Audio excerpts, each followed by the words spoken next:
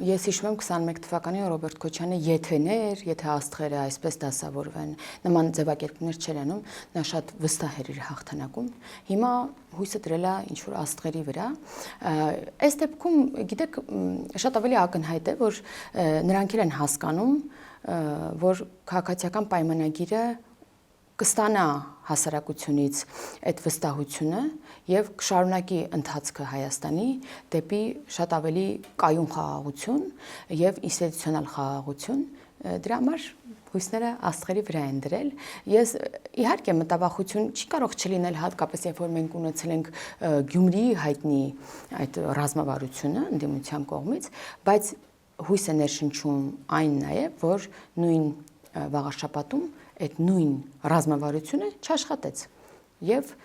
չգործեց, որովհետեւ Գյումրու դեպքով մարդիկ հասկացան, որ հնարավոր է նման բան, որ չընտրել տվյալ անձին որպես համայնքի ղեկավար կամ թիմին,